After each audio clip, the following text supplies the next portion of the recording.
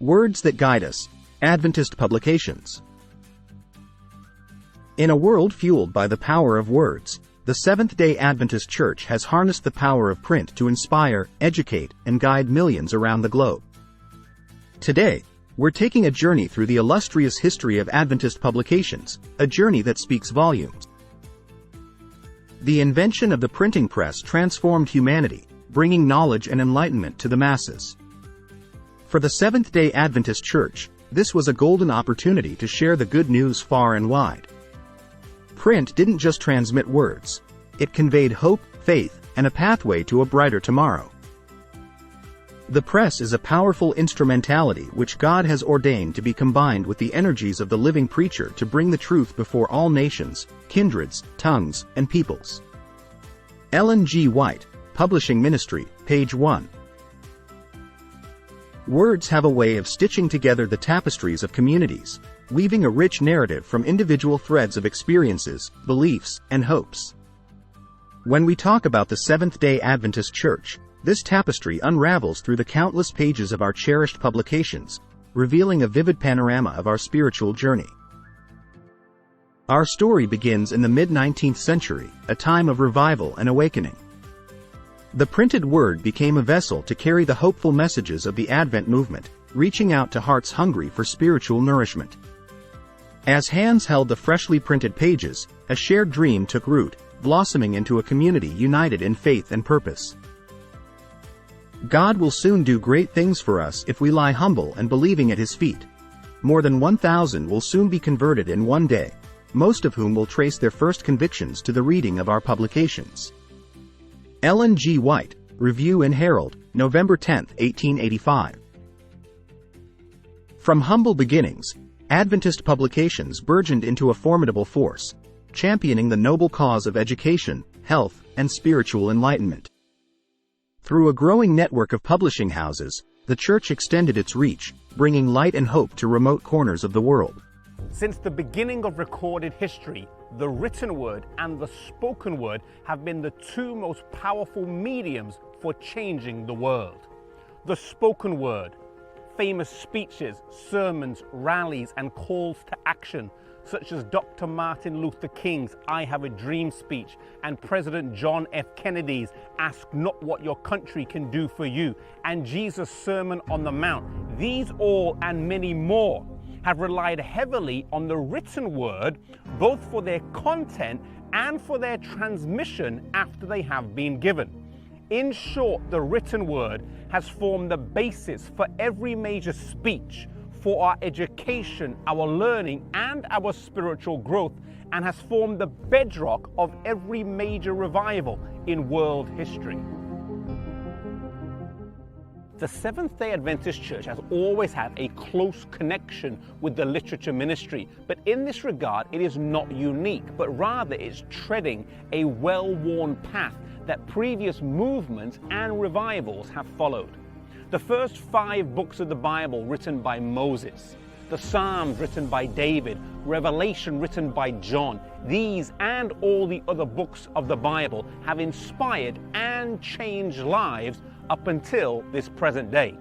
The Bible is the most translated, printed, and read book in human history. The words in Habakkuk chapter 2 verse 2, write the vision and make it plain upon tables. The words to John in Revelation chapter 1 and verse 3, blessed is he that readeth, and chapter 21 verse 5, write, for these words are true and faithful. These help to show a biblical mandate for preserving and sharing what is written. If the writers of the Bible did not write down, we wouldn't have access to this limitless wealth of knowledge, wisdom, and transformational information. Writing changes lives. After John wrote the book of Revelation towards the end of his life, we then move into the time period of the early church, where Christianity struggled against much persecution for a few centuries. Following the conversion of Constantine and the subsequent compromise, We then see a time period of full-blown corruption, with the union of church and state beginning in the Roman Empire in 538, before moving into the time period known as the Dark Ages. One of the key characteristics of the Dark Ages is that the written word in the form of the Bible was prohibited from being translated and published in the local language. Slowly but surely, the darkness was peeled back. First, John Wycliffe, the morning star of the Reformation, arose in England, translating a copy of the Bible. Then John Huss and Jerome in Bohemia preached the gospel in the language of the people in Prague. Then Martin Luther in Germany added huge impetus to the Reformation with his movement of reform, strongly aided by his German translation of the Bible. One of the key ingredients in the Reformation in the 16th century was the invention of the Gutenberg printing press in the mid-15th century.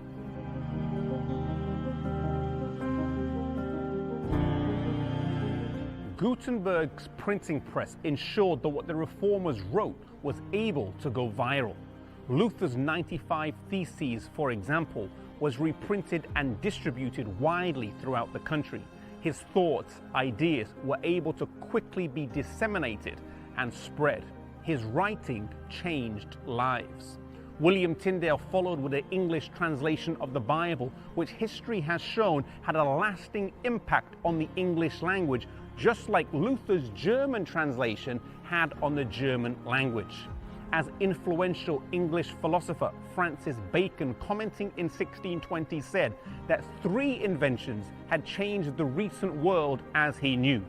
Gunpowder had changed warfare, the magnet for creating compasses and enabling easier exploration, and the printing press, which enabled ideas to sweep across Europe and the oceans of the world. To print a Bible now required paper, and whilst this was still expensive, it was still easier than the 300 sheepskins or 170 calfskins that previously needed to be collected to produce a single copy of the Bible. Gutenberg's printing press meant more access to information, more dissent, more informed discussion, and more criticism of authorities. As such, the printing press played a key role in popularizing ideas associated with the new Protestant faith during the European Reformation, allowing the press to shape and channel a mass movement. The printing press removed control of written content from the Catholic Church and made it difficult for the Church to prohibit the spread of what it regarded as heretical ideas. The written word began to shine light into people's minds. As society experienced some fundamental shifts, the English, German, Swiss, French, and Scandinavian Reformations gathered pace, and Protestantism became embedded in European culture.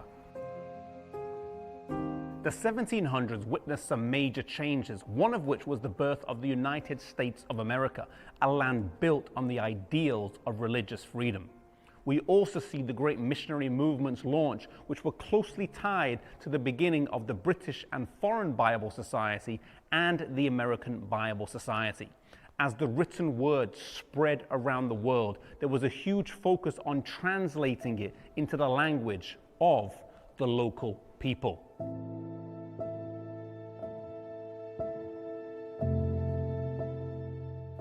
Unlike other holy books, since the time of the Reformation, the Bible and other Christian literature has always sought to be as adaptable and accessible to new people groups as possible.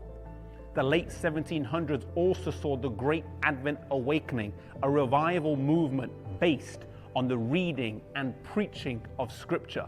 This was followed by the Millerite movement, which culminated in the Great Disappointment, which looked for the return of Jesus in 1844.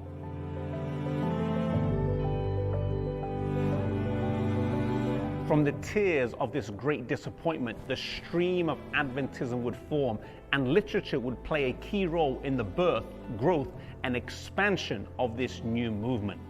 Literature played a key role in early Adventism, both as a means of evangelism and also as bringing a sense of cohesion and togetherness amongst the believers. Literature was integral prior to the Great Disappointment, but this pushed on with renewed vigor after 1848, when Ellen White had a vision that showed her husband should produce a magazine and that it would be like streams of light that go around the world. In July of 1849, James White packed copies of The Present Truth into a borrowed carpet bag and walked the 8 miles to the post office in Middletown, Connecticut, taking the first steps to what would be a global publishing ministry. Let it be small at first, and as the people read, they will send you means with which to print, and it will be a success right from the start. Elsewhere, Ellen White wrote that our publications needed to be scattered like the leaves of autumn, and if there was one work more important than another, it is that of getting our publications before the people. Our early pioneers understood the power of literature. They knew the reality of when Ellen White said that our publications can go places where meetings cannot be held. In 1853, the Review and Herald bought its first printing press, and they operated from the house that James and Ellen White rented in Rochester, New York. They then moved to Battle Creek, Michigan, and it continued to grow. The Review and Herald was instrumental in early Adventism.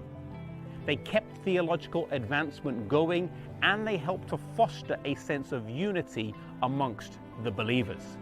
Our early pioneers all wrote books: James and Ellen White, Uriah Smith, Stephen Haskell, J. N. Andrews, and J. N. Loughborough, to name but a few. Literature was pivotal.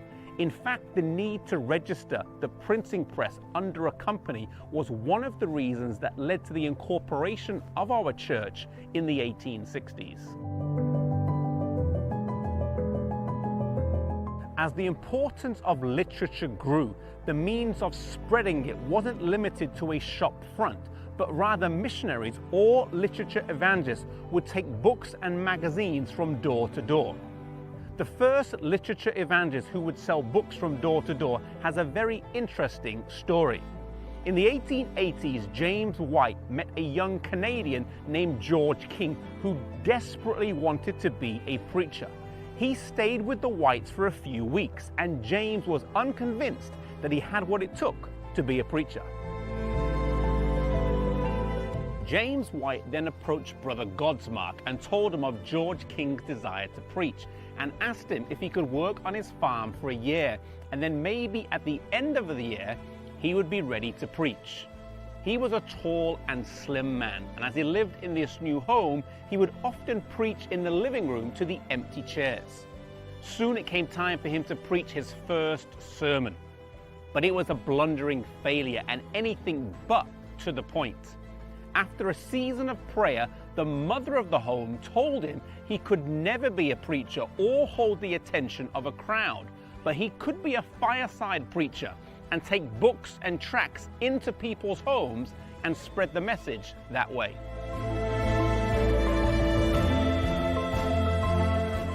He took this as the will of God, and the next Monday he took a satchel filled with tracts and $2 and set off for the week. The next Sabbath, he was overwhelmed at how much God had blessed him. He was encouraged by all the people he had been able to talk to, as well as the 62 cents that he had earned as well. The next week, he was able to sell nearly all his tracts, and soon persuaded the brethren at the Review and Herald to make a special book designed to sell in the homes, Thoughts on Daniel and Revelation by Uriah Smith. And so the work of literature evangelism began with the man that James White didn't know what to do with. The literature evangelism work would spread and grow and become a huge ministry in and of itself. Canvassers or colporteurs would go around the country spreading the message, raising up believers and churches, and pioneering a way forward. Colporteur Ministry, page 8 says that the importance of this work is fully equal to that of the ministry. As our church expanded beyond the borders of the United States, literature would again play a crucial role. It was the discovery of a piece of literature in Switzerland that prompted the believers in Tramalan to send a request to Battle Creek that a missionary be sent out. The church sent J.N. Andrews, the ablest man in our ranks, and he set about establishing a printing press in Switzerland in the French language, thus fulfilling what Ellen White had said, that our publications should go everywhere, let them be issued in many languages. As the church then expanded to the South Pacific, Africa, Asia, and South America, this understanding of ministry went with it. The ministry of the church has always been most effective when the four branches of ministry have equal importance: the preaching of the word and local church ministry, the education work, the health work, and the publishing work. When all four branches work harmoniously together, the church is able to move forward at its strongest. Today, the literature work serves several purposes. It has an evangelistic purpose, to go where the living preacher cannot go. It also serves to educate and inform the church about new ideas, and it has a nurturing and discipling impact upon the church. Spiritual life today cannot be maintained through images alone. It must involve written content to feed and nourish the mind and soul. The spread of ideas in every culture has always been enabled by print in some form. In ancient Egypt, there were the hieroglyphics. The Bible still exists today in some original form through the Dead Sea Scrolls found in Qumran. And in Reformation times, the Gutenberg press enabled the spread of ideas. Today we are living during another digital revolution, but once again, the written word still has the potent impact to change people's hearts and minds and bring revival to our lives and the lives of others.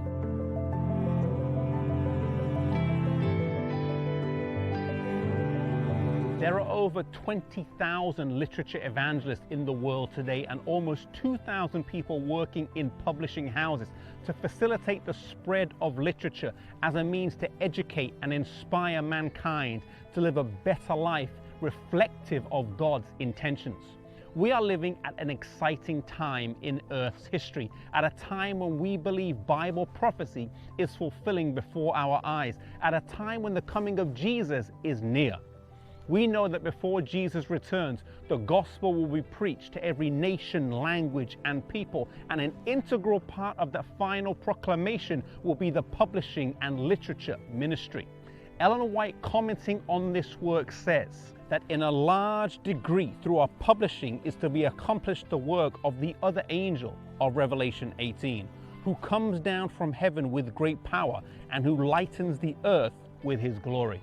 May you and I commit to reading more for our own spiritual growth and nourishment as we seek to be like Jesus, and also to incorporate the ministry of literature into our personal everyday lives and also into the witnessing culture of our local churches.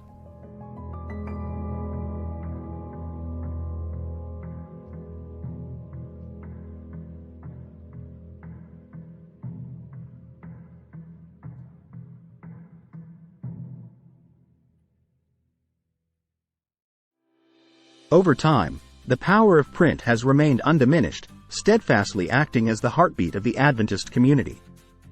Publications like the Adventist Review and the Signs of the Times have become household names, nurturing generations with wisdom distilled from the Scriptures, interpreted through the prism of Adventist theology.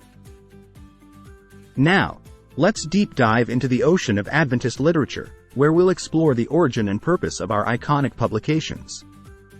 Let's submerge ourselves into the dynamic world of Adventist publications, a realm where words forge a path of faith, enlightenment, and shared wisdom.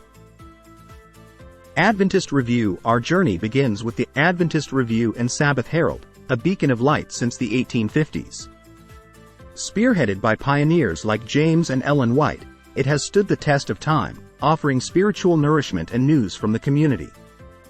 Its endurance is a testimony to its deep roots and the central role it plays in fostering unity and doctrinal clarity.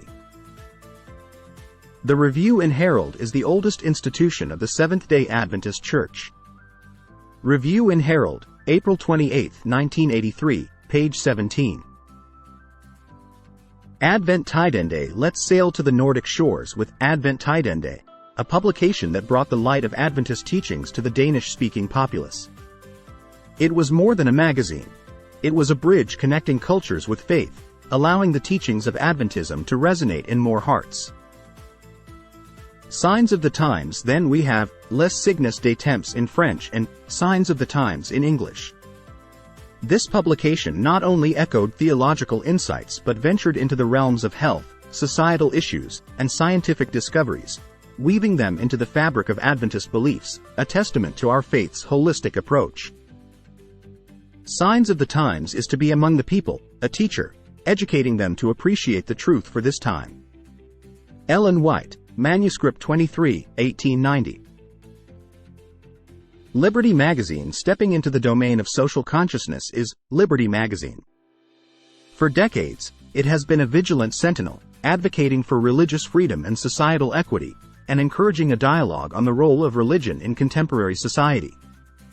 It's been a platform speaking truth to power, emphasizing the Adventist dedication to justice and freedom. Medical Evangelist. From words to well-being, Medical Evangelist ventured into the world of health. It brought to the forefront the Adventist principles of holistic living, merging faith with the science of health, helping readers to live richer, fuller lives, guided by the divine principles of well-being. Present Truth. Diving back into our roots, we encounter Present Truth, a publication bearing the early doctrines and visions that guided the Adventist movement. It was in this platform that many first heard the inspiring truths that would become the foundations of our faith. It is in these papers that our views were first made public. James White, referring to Present Truth, Life Incidents, page 328. Youth's Instructor. The Youth's Instructor is a guiding light for the younger generations. It sowed seeds of wisdom and guidance, nurturing young minds to grow in the path of righteousness, forging leaders of tomorrow grounded in faith and community spirit.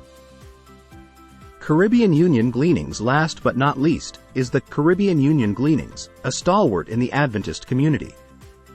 It is the mouthpiece of the Caribbean Union Conference, bringing news, inspiring stories, and spiritual nourishment to homes across the region. Serving as a connecting thread between various islands, this publication embodies unity and community.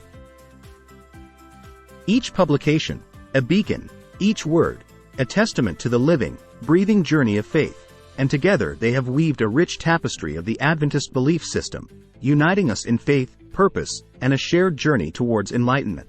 The Seventh-day Adventist publications have not just been a global force but have touched hearts regionally, echoing in various languages and resonating with diverse cultures. Every true disciple is born into the kingdom of God as a missionary. He who drinks of the living water becomes a fountain of life. Ellen G. White, The Desire of Ages, page 195. Through the silent yet powerful language of print, the Seventh-day Adventist Church has embarked on a journey, bringing light to the corners of the earth. Our publications have not just ink on paper, they are life, breath, and the echo of our shared journey in faith. In a special sense, Seventh-day Adventists have been set in the world as watchmen and light-bearers. To them has been entrusted the last warning for a perishing world.